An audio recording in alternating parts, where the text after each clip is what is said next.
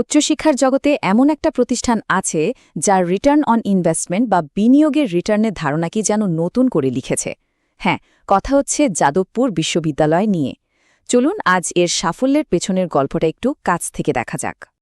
আসুন শুরু করা যাক একটা সংখ্যা দিয়ে, যা শুনলে যে কেউ চমকে যাবেন। 1,80,00,000 টাকা। এটা হলো যাদবপুর বিশ্ববিদ্যালয়ের একজন ছাত্রকে দেওয়া সর্বোচ্চ প্লেসমেন্ট প্যাকেজ। মানে এই একটা সংখ্যাই বুঝিয়ে দেয় কেন যাদবপুরকে নিয়ে এত আলোচনা হয়। এবার এই সংখ্যাটার কথা ভাবুন তো, প্রায় 10,000 টাকা। এটা হলো 4 বছরের একটা বিটেক ডিগ্রির মোট টিউশন ফি। ভাবা যায়? একদিকে প্রায় 2 কোটি টাকার চাকরির অফার, আর অন্যদিকে 4 বছরের পড়াশোনার খরচ মাত্র 10,000। এমন অবিশ্বাস্য রিটার্ন বোধহয় আর কোথাও পাওয়া সম্ভব না। আর এই যে অবিশ্বাস্য রিটার্নের কথা বললাম, এটা কিন্তু কোনো একবারের ঘটনা নয়। এটাই যাদবপুরের আসল পরিচয় হয়ে দাঁড়িয়েছে। আর ঠিক এই কারণেই যাদবপুর আজ ভারতের সেরা ইঞ্জিনিয়ারিং কলেজগুলোর একটা। শুধু যে সর্বোচ্চ প্যাকেজটাই আকর্ষণীয় তা কিন্তু নয়, এখানকার গড় পড়ুয়াদের কথাও ভাবতে হবে। বছরে 10 থেকে 12 লাখ টাকার অ্যাভারেজ প্যাকেজ, আর তার সাথে 90%-এরও বেশি প্লেসমেন্ট রেট। বোঝাই যাচ্ছে যে এখানকার ছাত্রছাত্রীদের ভবিষ্যৎ কতটা সুরক্ষিত। তো প্রশ্ন হলো, এই যে এত অসাধারণ সব পরিসংখ্যান, এর পেছনের প্রতিষ্ঠানটা ঠিক কেমন? কি আছে এর ভেতরে? চলুন এবার একটু গভীরে গিয়ে দেখা যাক। দেখুন, যাদবপুর বিশ্ববিদ্যালয় 1955 সালে তৈরি হওয়া একটা সরকারি বিশ্ববিদ্যালয়। এর বিশাল ক্যাম্পাস রয়েছে, দুটো, একটা যাদবপুরে আর একটা সল্টলেকে। এখানে 36টা আলাদা আলাদা বিভাগ আর 130টারও বেশি কোর্স পড়ানো হয়, যা থেকে এর একাডেমিক বিশালতা আর ঐতিহ্যটা বেশ ভালোভাবেই বোঝা যায়। এর কোয়ালিটি কিন্তু শুধু মুখের কথা নয়, একেবারে সরকারিভাবে স্বীকৃত।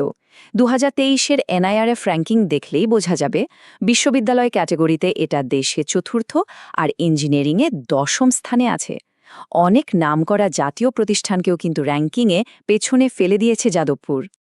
তবে শুধু পড়াশোনা নয়, যাদবপুরের ক্যাম্পাস কালচারও একে অন্য সবার থেকে আলাদা করে তুলেছে। এখানে র্যাগিংয়ের বিরুদ্ধে জিরো টলারেন্স পলিসি রয়েছে, আবার ছাত্রছাত্রীদের দেওয়া হয় দারুণ স্বাধীনতা, যেমন থিওরি ক্লাসে অ্যাটেন্ডেন্স বাধ্যতামূলক নয়। এই ব্যাপারটা ছাত্রছাত্রীদের মধ্যে একটা আলাদা আত্মবিশ্বাস আর দায়িত্ববোধ তৈরি করে দেয়। এত কিছু শোনার পর মনে হতেই পারে যে এই অসাধারণ প্রতিষ্ঠানে ঢোকার রাস্তাটা নিশ্চয়ই খুব কঠিন। একদম ঠিক, এর পথ একটাই, আর সেটা হলো একটা অত্যন্ত কঠিন প্রতিযোগিতামূলক পরীক্ষা। যাদবপুরের ইঞ্জিনিয়ারিংয়ের দরজা খোলে একটাই চাবির মাধ্যমে, আর তার নাম হল West Bengal joint entrance examination বা WBJEE। অন্য কোনো সর্বভারতীয় পরীক্ষার মাধ্যমে কিন্তু এখানে ইঞ্জিনিয়ারিংয়ে ভর্তির সুযোগ নেই। পরীক্ষাটা হয় মোট 200 নম্বরের। দুটো পেপার থাকে। প্রথম পেপারে শুধু গণিত 100 নম্বরের, আর দ্বিতীয় পেপারে ফিজিক্স আর কেমিস্ট্রি মিলিয়ে আরও 100 নম্বর। সব প্রশ্নই মাল্টিপল চয়েস, মানে এখানে স্পিড আর অ্যাকিউরেসি দুটোই খুব জরুরি।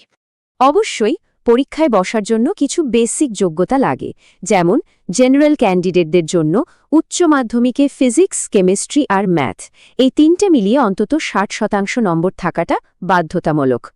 কিন্তু পরীক্ষা পাশ করলেই কি সব হয়ে গেল? না, এখানেই আসে আসল টুইস্টটা। কারণ একটা সিট পাওয়াটা অনেকাংশে নির্ভর করে একজন পরীক্ষার্থী কোন কোটার অধীনে পরীক্ষা দিচ্ছে তার ওপর। আর এখানেই পুরো ছবিটা বদলে যায়। যাদবপুরের মোট সিটের 90%ই পশ্চিমবঙ্গের স্থায়ী বাসিন্দা, মানে যাদের ডোমিসাইল আছে তাদের জন্য সংরক্ষিত। তার মানে বাকি পুরো ভারতের ছাত্রছাত্রীদের লড়তে হয় মাত্র 10% সিটের জন্য। এই আসন বণ্টনের জন্যই স্কোরের টার্গেটও কিন্তু পুরোপুরি বদলে যায়। ভালো কোনো ডিপার্টমেন্ট পেতে হলে যেখানে পশ্চিমবঙ্গের ছাত্রছাত্রীদের 130-এর বেশি স্কোর করতে হয়, সেখানে বাইরের রাজ্যের পরীক্ষার্থীদের সেই একই ডিপার্টমেন্টের জন্য 150-র বেশি স্কোর করার লক্ষ্য রাখতে হয়। পুরনো বছরের ক্লোজিং র্যাঙ্কগুলো দেখলে এই প্রতিযোগিতাটা আরও পরিষ্কার হয়ে যায়। যেমন ধরুন কম্পিউটার সায়েন্সের কথাই বলি।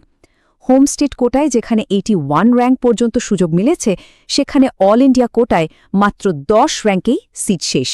এই পার্থক্যটাই বলে দেয় যে বাইরের রাজ্যের প্রার্থীদের জন্য লড়াইটা কতটা কঠিন।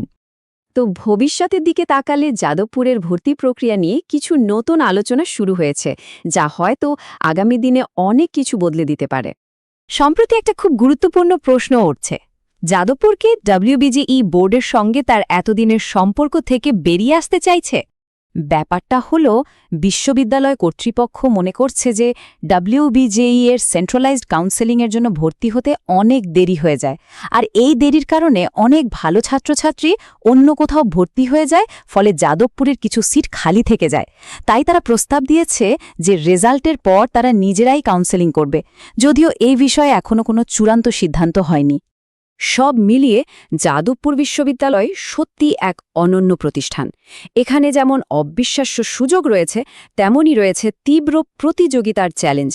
সারা দেশের মেধাবী ছাত্রছাত্রীদের জন্য এটা নিঃসন্দেহে এক সত্যিকারের পরীক্ষা।